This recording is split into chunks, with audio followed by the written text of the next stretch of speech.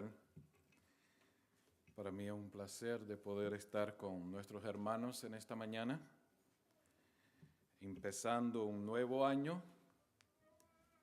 y a ver algunos amigos, personas que hace tiempo no los veía. Y algunos ya casi ni los conocemos porque han cambiado bastante, ¿verdad? Algunos no lo hemos visto hace tiempo, hace años. Y a algunos de ustedes nos da placer de ver, Silvana y Eduardo, desde el año pasado, ¿no? Hace tiempito ya no nos veíamos. Y también mi esposa, me da gusto de verla, que no estuvo con nosotros unos días y acaba de llegar, así que estoy contento que pudo finalmente regresar a Chicago, ¿no? El sábado pasado estuve en la iglesia de Bolingbrook y estaba solo. Y me sentía solo allá y triste porque no estaba mi esposa, no estaba el cuarteto que casi siempre va conmigo cuando voy a predicar a otros lados, no estaba María, no estaba mi suegra, estaba solo. Y hoy cuando llegué a la iglesia de nuevo, digo, ¿será que voy a estar solo de nuevo en la iglesia? No, pero gracias a Dios, aquí nos volvimos a reunir la familia. Gracias a Fusiano por haber orado por su servidor y por el tema de esta mañana. Yo he titulado el tema de hoy, Una nueva oportunidad. Y el versículo que leemos de Lamentaciones de Jeremías, el libro de Lamentaciones dice que las bondades, la misericordia de Dios son nuevas cada día, otra versión dice cada mañana. Cada año también las bendiciones de Dios son nuevas, una nueva oportunidad. Yo no voy a preguntar a ustedes qué es lo que ustedes decidieron de hacer para este año. Algunos han decidido, así que no me lo digan que algunos han decidido algunas cosas. Algunos han hecho esa resolución.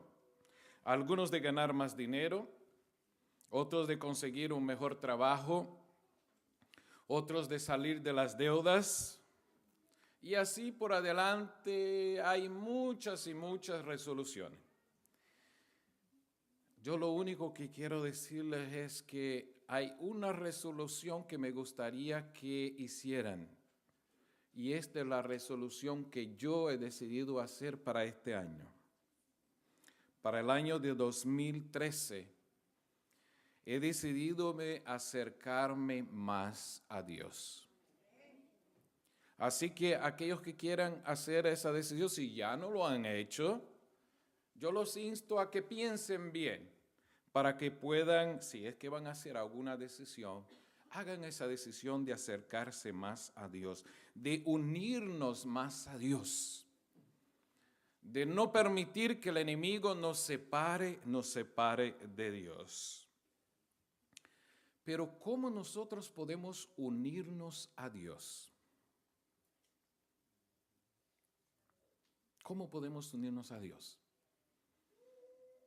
Hay diferentes formas de contestar. Permíteme presentar en esta mañana algo que yo he hallado de gran importancia.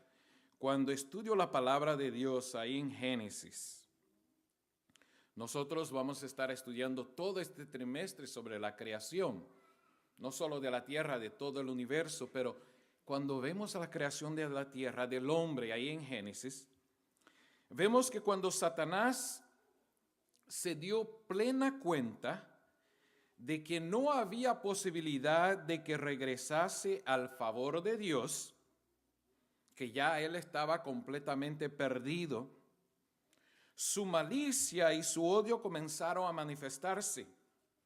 Consultó a sus ángeles y trazó un plan para seguir obrando contra el gobierno de Dios. Cuando Adán y Eva fueron puestos en el hermoso huerto, Satanás estaba haciendo planes para destruirlo. Vuelvo a repetir, cuando Adán y Eva fueron puestos en el huerto, Satanás estaba haciendo planes para destruirlos. De ningún modo podía verse privada de su felicidad esa pareja dichosa si obedecía a Dios. Satanás no podía ejercer su poder contra ella a menos que primero desobedeciese a Dios y perdiese el derecho al favor divino. Dice el comentario bíblico que cuando el hombre fue creado, los santos ángeles visitaban a menudo al huerto y daban instrucciones a Adán y Eva acerca de sus ocupaciones, qué es lo que cada uno tenía que hacer. Y también los instruyeron acerca de la rebelión que había sucedido allá en el cielo y que se había caído Satanás. Los ángeles los pusieron en guardia con respecto a Satanás. Los alertaron contra Satanás y les aconsejaron que no se separasen el uno del otro en sus ocupaciones, porque podían encontrarse con el enemigo caído.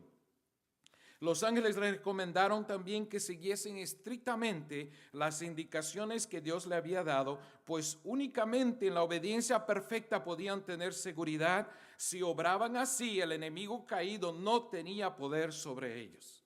Algo muy importante de este pasaje que acabo de leer, de Primeros Escritos, es que dice allí que no se separasen el uno del otro.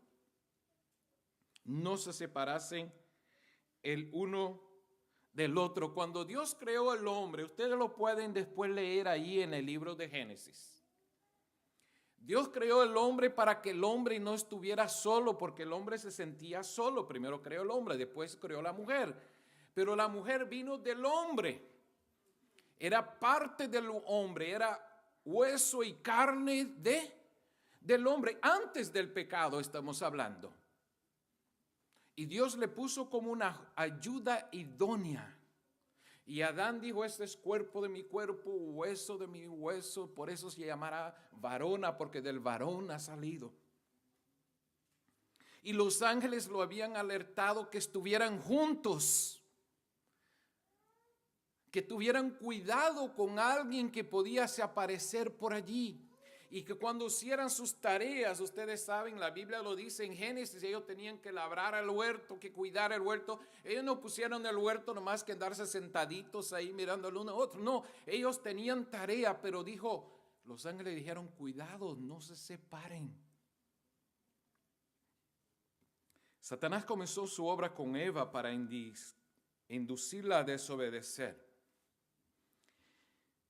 Ella erró primero al apartarse de su esposo. Hay personas que estudian la Biblia y comienzan a leer el libro de Génesis y se quedan molestos. Y dice, pero ¿y a dónde estaba Adán? ¿Y por qué Adán no le dijo a ella que no se acercara, que no hablara con Satanás, que no extendiera su mano, que no cogiera la manzana? Algunos dicen, no, para los niños le dicen manzana, el fruto prohibido. Usted sabe, la Biblia dice el fruto prohibido. Pero le dijo, ¿por qué no estaba allí Adán? Oigan bien, dice, el primer error es apartarse de su esposo. Luego, al demorarse cerca del árbol prohibido. Y después de escuchar la voz del tentador al punto de dudar de lo que Dios había dicho. El día que comeréis, ciertamente morirás. Pensó que tal vez el Señor no quería decir precisamente lo que había dicho, y se aventuró a extender la mano, tomó el fruto, comió. Era agradable al ojo y al paladar, dice la palabra de Dios, que cuando ella lo vio este fruto hermoso. Entonces sintió celos de que Dios les hubiese privado de lo que era realmente bueno para ellos, y ofreció algo de esa fruta a su esposo y así lo tentó. Relató a Adán todo lo que la serpiente le había dicho y expresó su asombro de que ella tuviese la facultad de hablar. Dios puso a ellos en el huerto le sacó a Eva de dentro del hombre para que fueran una sola carne. Y si ustedes leen el libro de Génesis, el capítulo 2, el versículo 24, cuando Dios sacó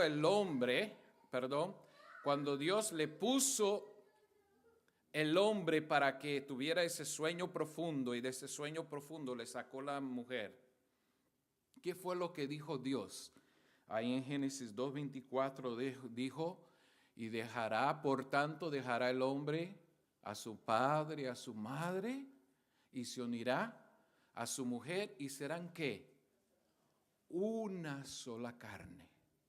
Cuando Dios lo sacó, Dios podía haber creado a Eva igual que Adán, podía ser una hermosa muñeca de barro y podía haberlo creado, pero Dios lo hizo de esta forma porque estaba enseñando que los dos debían de ser una sola carne, y pronunció esas palabras que encontramos ahí. Antes mismo del hombre pecar, Dios dijo, dejará al hombre su mujer. A su padre, a su madre, no, a su mujer no, dejará a su padre, a su madre, y se unirá a su mujer, y serán una sola carne. Pero aquí vemos de que se separaron.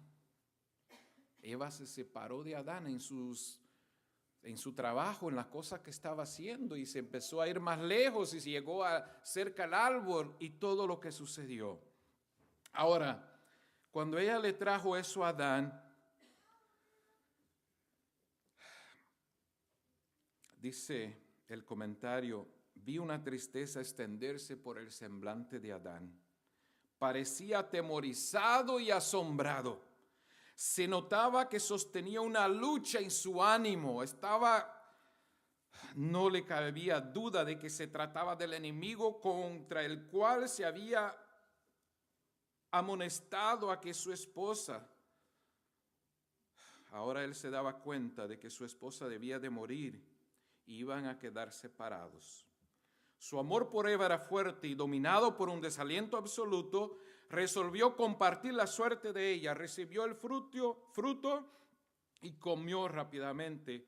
Entonces Satanás se regocijó. Se había revelado en el cielo y había ganado simpatizantes que le amaban y le seguían en su rebelión. Había caído y hecho caer a otros consigo, y ahora había tentado a la mujer para que desconfiase de Dios, pusiese en duda su sabiduría y procurase penetrar sus planes omniscientes. Satanás sabía que la mujer no caería sola. Adán, por su amor hacia Eva, desobedeció la orden de Dios y cayó con ella. Ahora yo pregunto, ¿fue pecado que Adán amara a Eva? ¿Fue pecado que Adán amara a Eva? No fue pecado amarla, el pecado fue ¿qué? Comer el fruto prohibido. El pecado fue no atener a Dios en primer lugar. El primer mandamiento de la ley de Dios, ¿qué dice? No tendrás otros dioses delante de mí. Dios tiene que ser el supremo. Recuerden, eso quiero aclarar, porque a veces cuando uno presenta esos temas, alguno está diciendo, no, pero el hermano está diciendo que Adán pecó. No fue engañado, eso sabemos. Eva fue engañada, Adán no fue engañado. Pero Adán pecó no porque amó a Eva, porque debía de amarla, pero porque desobedeció a Dios. Efesios 5, el capítulo 25. Vamos a leer ahí lo que dice Efesios 5, capítulo 25, por si acaso. Si alguno tiene alguna duda sobre eso, lo que estamos hablando. ¿Qué dice su Biblia allí en Efesios 5, 25? Dice, esposos, amad vuestras esposas, así como Cristo también amó a la iglesia y entregóse a ella por ella. Cristo se entregó a sí mismo por ella y nos está diciendo que amemos a nuestra esposa, que entreguemos nuestra vida por ella.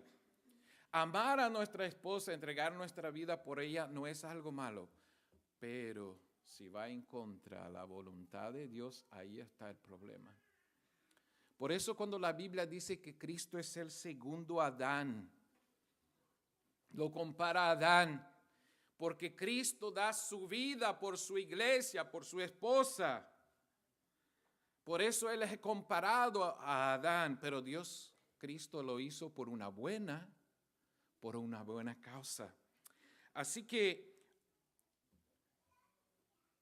debemos de amar a Dios sobre todas las cosas. Y Efesios 5:28, un poquito más adelante, ahí dice: de igual manera los esposos deben de amar a sus esposas como sus propios cuerpos. El que ama a su esposa, a sí mismo se ama.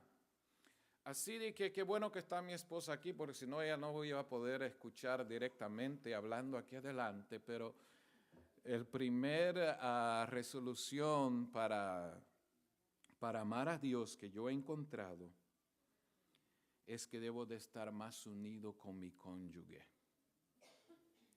Para este año 2013, que nos estemos unidos, estamos supuestos a ser una sola carne. Una sola carne. Y si Dios quiere,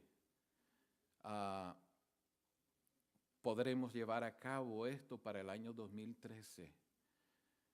Porque para unirnos a Cristo, para estarnos más cerca de Cristo, primeramente tengo que estar cerca con mi cónyuge, con mi familia, con mis hermanos aquí en la iglesia. De otra forma, yo no puedo unirme más a Cristo, acercarme más a Cristo, si no estoy cerca de mi cónyuge, de mi familia, de mis hermanos.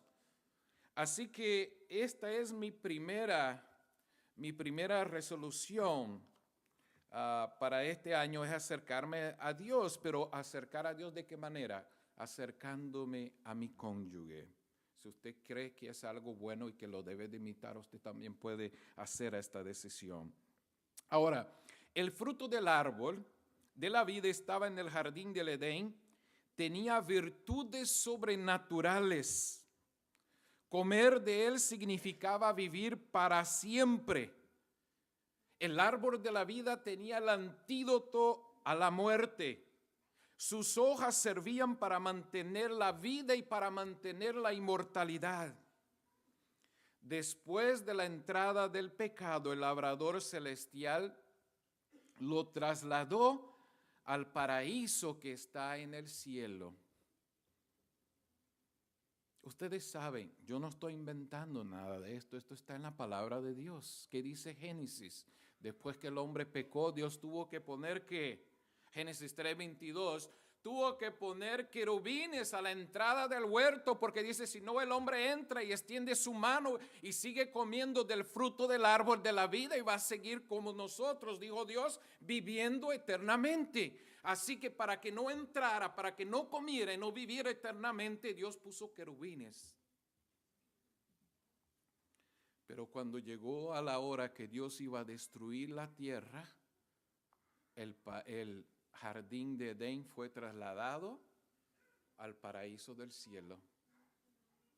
Más adelante le voy a decir por qué lo trasladó. Pero bienaventurados los que guardan sus mandamientos, dice la palabra de Dios en Apocalipsis 22:14, aquí viene ya, para que su potencia sea en el árbol de la vida y que entren por las puertas de la ciudad. Apocalipsis 22:14 dice, bienaventurados los que guardan sus mandamientos, porque ellos entrarán por las puertas de la nueva ciudad y ellos comerán del fruto del árbol de la vida. Su potencia, su fuerza para que puedan vivir eternamente estará en el árbol de la vida. Pero no está hablando aquí en la tierra, sino que está hablando ¿a dónde? Allá en el cielo. Los santos redimidos que han amado a Dios y guardado sus mandamientos, aquí entrarán por las puertas de la ciudad y tendrán derecho al árbol de la vida. Comerán de él con toda libertad, tal como lo hicieron nuestros primeros padres antes de su caída. Las hojas de ese árbol y de amplia copa serán para la sanidad de las naciones. Eso nos dice Ezequiel 47:12.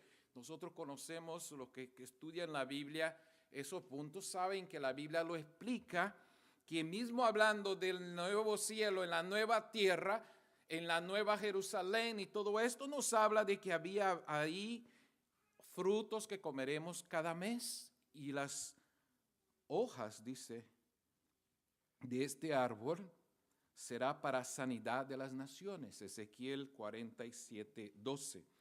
Junto al río en sus riberas, de una parte a otra, crecerá toda clase de árboles comestibles.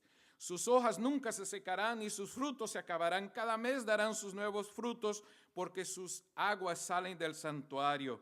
Sus frutos servirán para comida y sus hojas para medicina. Habrán desaparecido todos sus infortunios. Jamás volverá a sentir los efectos de la enfermedad, la tristeza, la muerte, porque las hojas del árbol de la vida los habrán sanado. Jesús verá el fruto del trabajo de su alma y se sentirá satisfecho cuando los redimidos que fueron objeto de angustias, fatigas y aflicciones, que gimieron bajo el peso de las calamidades, se reúnan en torno del árbol de la vida para comer de su fruto inmortal, del que nuestros primeros padres perdieron todo derecho por haber quebrantado los mandamientos de Dios. La transgresión a los mandamientos de Dios es que hacen que las tragedias, que Dios retrajera su mano, que no nos dé prosperidad, la intemperancia en el comer y beber y la complacencia de las bajas pasiones han intumedecido las delicadas sensibilidades, de manera que las cosas sagradas han sido puestas al nivel de las cosas humanas. A lo bueno llamarán malo y a lo malo llamarán bueno o lo llaman bueno. ¿Qué nos está hablando aquí? Aquí nos estás diciendo, y esa es la parte número 2, para acercarnos a Cristo, para unirnos a Cristo. Primero hablamos de unirnos a nuestro cónyuge. Ahora estamos hablando de unirnos y obedecer la ley de Dios y la ley de salud. La ley de Dios y la ley de salud. Los que obedecen la ley de Dios y los que obedecen la ley de salud, un día estarán allá en el cielo y van a comer del mismo árbol que comía ¿quién? Adán y Eva. El árbol que estaba en el Edén, está en el paraíso de Dios. Cuando vino el diluvio a la tierra, Dios hizo algo. Dios trasladó, antes de destruir esta tierra completamente, Dios dejó algo, una muestra, para que podamos ver claramente. Y yo me recuerdo a muchos, yo no sé si el papá de Noemí dice eso también, Pastor Dávila, pero yo conozco muchos pastores que cuando nosotros nos despedimos dice, si no nos volvemos a ver, nos vamos a ver ¿a dónde? Junto al árbol de la vida, ¿verdad? Bajo el árbol de la vida. Hasta hay una canción. Yo me recuerdo que David Vega y Evelyn grabaron un hermoso himno que dice, búscame, que allá yo te veré. Búscame. Ustedes conocen la canción, ellos lo grabaron hace años, ¿no? Es un hermoso himno, que claro, Heritage Singers y otras personas también lo grabaron. Pero mucha gente dice, si no nos volvemos a ver, nos vemos allá. Bajo el árbol de la vida, ya nos encontraremos. Los que son fieles a Dios y obedecen a la ley de Dios y las leyes de salud, porque esas árboles y esas frutas le fueron dados y el régimen de lo que comía Adán y Eva fueron dados antes de pecar. Antes de pecar, Dios le dice ahí en Génesis que es lo que debían comer. Y después que pecamos, todavía siguen en vigor esas cosas. Eso es lo que deberíamos de comer. Pero dice, hay muchos que hoy en día destruyen su cuerpo. Así que la segunda resolución que yo he tomado es de amar la ley de Dios y la ley de salud. Quizá hay cosas en mi vida que yo debo dejar de comer. Quizá hay otras cosas que debo de dejar de comer en la abundancia que estoy comiendo. Y hay cosas que necesito comer. Así que yo he hecho la decisión de amar más la ley de Dios y amar la ley de salud. Pero ¿cómo amo más la ley de Dios?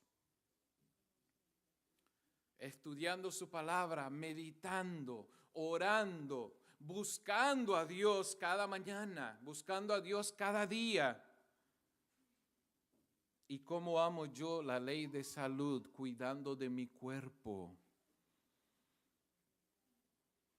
Quizás demasiado trabajo tengo. Quizás estoy tomando o bebiendo cosas que no debo. En fin, si yo hago esas dos cosas de estar más cerca a mi cónyuge y estar más cerca a la ley de Dios y la ley de la salud, yo creo que yo estaré mucho más cerca de Dios en este año. ¿No creen ustedes? Así que ojalá yo pueda hacer esto. Ahora quisiera decirles que a la palabra de Dios nos habla de personas que hicieron eso. Nos da ejemplo de personas que hicieron exactamente esto que yo les acabo de decir. Uno de ellos lo encontramos ahí en el Génesis, el capítulo 5, por el versículo 21, el versículo 22 y adelante. Ahí encontramos la historia de un hombre que se llamaba Enoc. Enoc era santo, sirvió a Dios con corazón indiviso. Su corazón no estaba dividido. Se dio cuenta, dice la sierva del Señor, de la corrupción de la familia humana y se apartó de los descendientes de Caín, a quienes reprendió por su gran maldad. Había en la tierra quienes reconocían al Señor, lo temían y lo adoraban, pero el justo Enoc se sentía tan perturbado por la creciente maldad de los impíos que no se relacionaba con ellos cada día. Por temor de verse afectado por su infidelidad y que sus pensamientos no siempre se dirigieran a Dios con la santa reverencia que merecía su carácter excelso de Dios, su alma se afligía, pues todos los días veía cómo pisoteaban la autoridad divina. Decidió apartarse de ellos, a pasar la mayor parte del tiempo en la soledad que dedicaba a la meditación y la oración. Permanecía ante el Señor y oraba para saber su voluntad más perfectamente, de manera que la pudiera cumplir. Dios se comunicaba con Enoc por medio de sus ángeles y les daba sus divinas instrucciones. Le hizo saber que no siempre contendería con el hombre en su rebelión, que su propósito era destruir la raza pecadora mediante las aguas de un diluvio que caería sobre la tierra.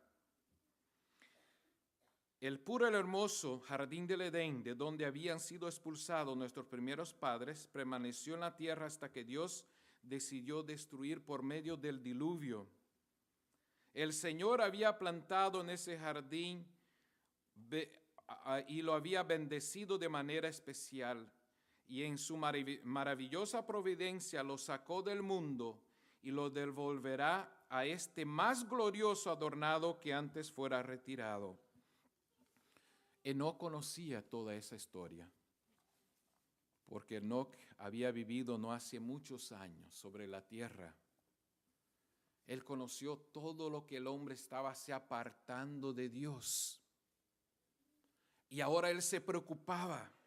Enoc se fue a un lado, se aisló y se empezó a estudiar más la palabra de Dios, pero no para estar como un ermitaño allá encerrado, sino para hablar a las generaciones y decir que Dios había de traer un diluvio sobre la tierra y había de destruir al hombre. El Señor desplegó más ampliamente entre Enoc el plan de salvación y por medio del espíritu de profecía lo condujo a lo largo de las generaciones que vivían después del diluvio y les mostró los grandes acontecimientos relacionados con la segunda venida de Cristo. La palabra de Dios ahí en Hebreos y otras partes que menciona a los padres de la fe, a los grandes de la fe, y cuando la palabra de Dios se menciona allí a Enoc, este hombre anduvo con Dios por ¿cuántos años dice la Biblia? A los 65 años Enoc decidió a caminar con Dios, y dice la palabra de Dios, ahí lo encontramos en el libro de Génesis, creo que es el capítulo 5, el 21, el 22, quizás en el 22 dice que Enoc caminó con Dios 300 años. Empezó a caminar con los 65, caminó 300 y Dios se lo llevó. Así que ¿cuántos años vivió Enoc aquí en la tierra? 365 años y Dios se lo llevó. La palabra de Dios dice que ellos fueron a buscar a Enoc porque pensaban que como él se salía para ir a hablar con Dios y después venía a traer mensajes, dijo, a mejor está aislado, está en un lugar, allí anda, a mejor está hablando con Dios, es el profeta de Dios. Profeta es la persona que habla con Dios, que Dios le habla, que le da el espíritu de profecía. Y entonces buscaron a Enoc y no lo encontraron porque Dios se lo había llevado. Enoc crecía en espiritualidad a medida que se comunicaba con Dios. Su rostro irradiaba un fulgor santo que perduraba mientras instruía a los que escuchaban sus palabras, llenas de sabiduría. Su apariencia digna y celestial llenaba de reverencia a la gente. El Señor amaba a Enoc porque éste lo seguía consecuentemente. Aborrecía la iniquidad y buscaba con fervor el conocimiento celestial para cumplir a la perfección la voluntad divina. Anhelaba unirse aún más estrechamente a Dios y quería unirse a Dios cada día más y más hasta que llegó el punto que Dios dijo, Enoc, tú no tienes por qué ya estar ahí, ven para acá. Y Dios se lo llevó. Mediante la traslación de Enoc, descendiente del caído Adán, el Altísimo nos enseña una lección de suma importancia, que todos los que por fe confían en el sacrificio prometido y obedecen fielmente sus mandamientos serán recompensados.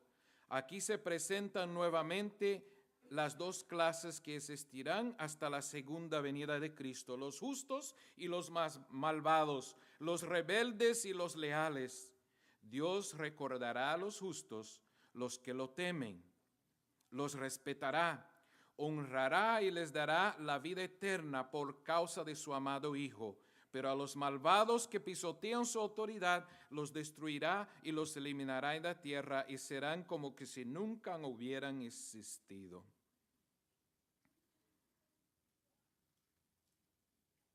La traslación de Enoc poco antes de la destrucción del mundo ante el diluvio, escuchen bien, representa la traslación de todos los justos que vivirán en la tierra antes de la destrucción de ella por medio del fuego.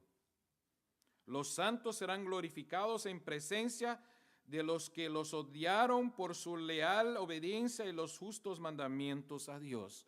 Por eso Dios guardó una muestra. Cuando Dios destruyó a esta tierra, Él guardó una muestra. Allí tiene algo precioso. Es el jardín del Edén que fue llevado al cielo, al paraíso de Dios. Y nosotros podemos ver de que había un lugar especial para nuestros primeros padres. Y así como ellos pudieron comer de este árbol, del árbol de la vida, nosotros también podremos comer de este árbol de la vida si somos obedientes, así como lo fue Enoc, quien caminó con Dios. Así que en esta mañana, yo lo que quiero hacer es alentarnos de que Dios es tan bueno que nos está dando una nueva oportunidad. Una nueva oportunidad de unirnos con nuestros cónyuges o unirnos en nuestra familia, unirnos en nuestra iglesia. Y Dios nos da una nueva oportunidad para obedecer, para amar su ley, porque realmente no es por nuestro esfuerzo, es por el esfuerzo divino que vive en nosotros, el Espíritu Santo que vive en nosotros. Pero podamos decir como David: oh, cuánto amo tu ley, y en ella medito, ¿qué? Día y noche. Oh, cuánto amo tu ley, y ella medito día y noche. Y también la ley de salud, porque dice la palabra de Dios que nuestro cuerpo es el templo del Espíritu Santo, y el que lo destruye, dice Dios, lo destruiré, yo lo destruiré.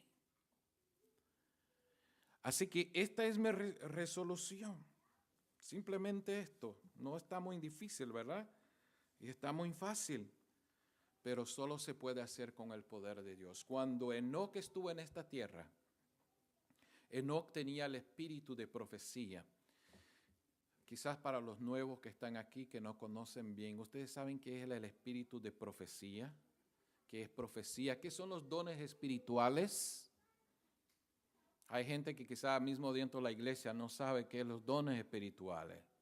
Hay muchos se confunden con los frutos del espíritu. No es el dones espirituales es una cosa, frutos del espíritu son otra. ¿Cuáles son los dones espirituales? El don de Dios le dio a la iglesia esos dones. A uno les puso como ¿qué? Maestro, el don de la enseñanza. A otro le puso como ¿qué?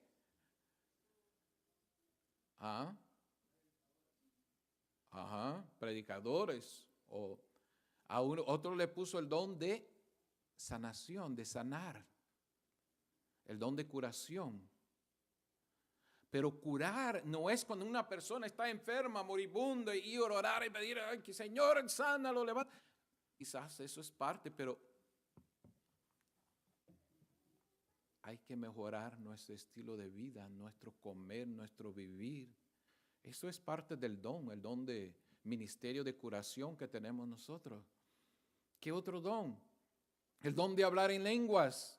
Pero no es hacer ciertas cosas que algunos piensan que es. El don de hablar en lengua es para que el mensaje pueda progresar. Si alguien no entiende, tiene que entender, y Dios da ese don. En Enoc se veía esos dones. Él enseñaba, él hablaba, el Espíritu Santo le dio visión de lo que iba a suceder hasta en la cruz del Calvario, la venida de Cristo y tantas otras cosas, así como a Abraham y a otros que tuvieron esas visiones, Moisés y tantos otros. Por eso cuando una persona estudia la fe de Jesús, uno de los estudios son los dones espirituales. Pero dentro de esos dones hay otros más. Pero dentro de esos dones está el don de profecía. La iglesia de Dios tiene que tener el don de profecía, tiene que tener el contacto con Dios, tiene que ser revelado lo que va a venir, el futuro, de a dónde venimos, para dónde vamos. Y aquí nos presenta que este hombre, Enoc, profetizó, habló, predicó, alertó a la gente, y muchos se salvaron por la predicación de Enoc. Cuando vino el diluvio, Enoc ya estaba donde, en el cielo, ya Dios se lo había llevado.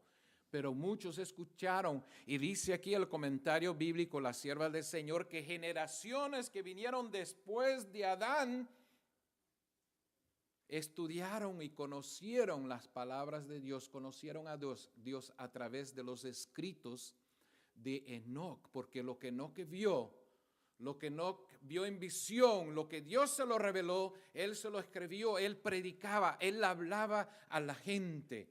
Fue un pregonero aquí en esta tierra que dio el mensaje de salvación. Así que, hermanos, Gracias a Dios que nos da una nueva oportunidad, un nuevo año. ¿Cómo se dice el dicho? Borrón y cuentas nuevas. Aquí empezamos de nuevo. Ojalá que tengamos fuerzas.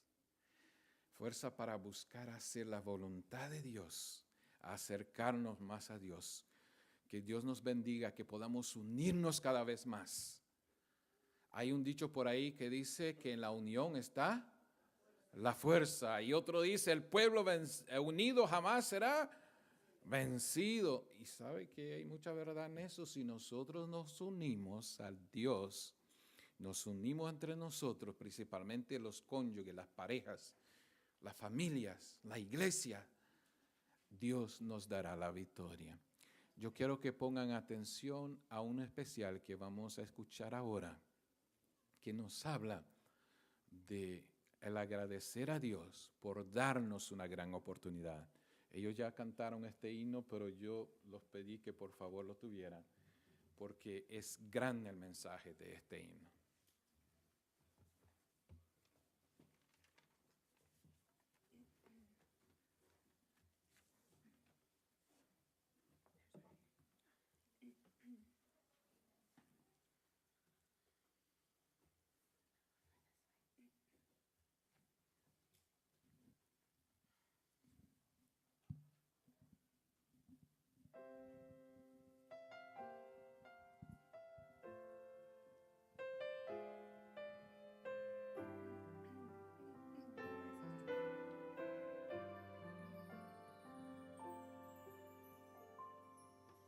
Colocarme en tus manos, quiero olvidar todas las veces que caí. No quiero revivir batallas duras que perdí cuando de ti me aparté y tan lejos vagué. Hoy te entrego otra vez mi vida, mi mente y mi ser.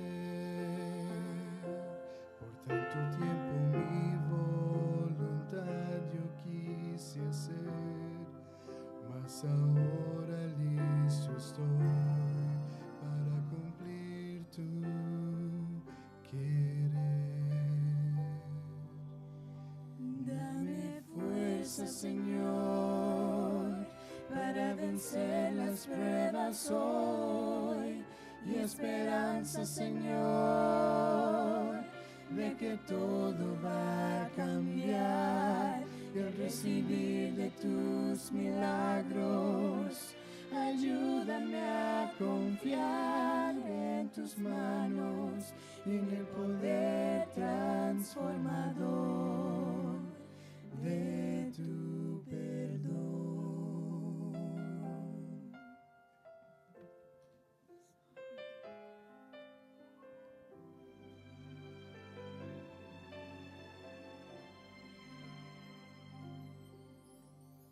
Y al entregarte hoy mi ser, solo pienso, nunca más me dejes ir. De tu compañía que jamás quiero perder, renueva mi fe, enséñame a obedecer.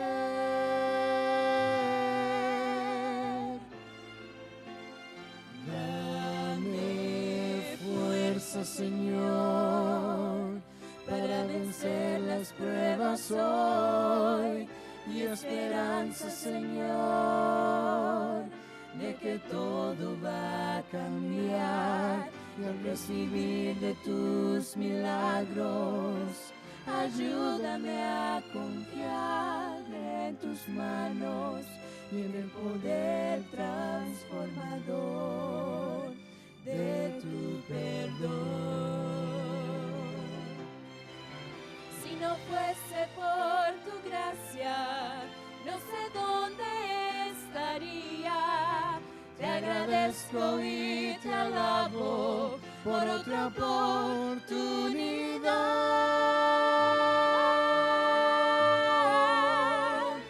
Dame fuerza, Señor, para vencer las pruebas hoy, y esperanza, Señor, de que todo va a cambiar, y a recibir de tus milagros. Ayúdame a confiar en tus manos y en el poder transformador de tu perdón, y a recibir de tus milagros. Yo quiero confiar en tus manos y en el poder transformador de tu perdón.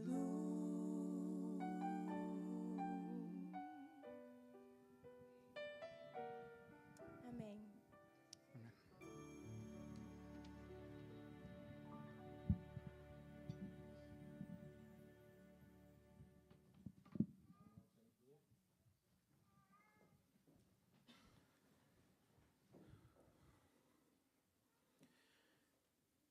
Padre nuestro, te agradecemos, oh Dios, porque tú eres tan bondadoso con nosotros. Cada día, cada minuto, podemos sentir tu bondad y tu misericordia. Gracias, oh Dios, porque tú nos das una nueva oportunidad que nos acerquemos a ti. Oh Dios, si lo hacemos esto, los otros podrán ver a Cristo en nosotros. Nosotros también proclamaremos tu mensaje. Nos acercaremos, amaremos tu ley. Oh Dios, perdona si en el año de 2012 quizás alguna cosa no lo hemos hecho bien. Quizás hay algo que no hubiéramos dicho, pero lo hicimos, oh Dios. Quizás ofendimos a alguna persona, oh Dios. Te pedimos que tú nos perdones, que tú nos dirijas, oh Dios, y que aquello que dejamos de hacer el año pasado lo podamos hacer en este año. Danos tu Santo Espíritu. Guíanos, oh Dios, que nuestra mente y nuestro corazón pueda ser entregada totalmente a ti. Oh Padre, confiamos, tú estás ahí listo para hacerlo. Tus ángeles están listos para ayudarnos. Oh Padre, ayúdanos a confiar en ti, a fiarnos en tu palabra. Oh Dios, queremos estar en el paraíso eterno. Queremos comer del árbol de la vida, oh Dios. Queremos vivir eternamente alabando y glorificando el nombre de Cristo Jesús, nuestro amante Salvador, a quien sea la gloria, la honra por los siglos de los siglos y para siempre.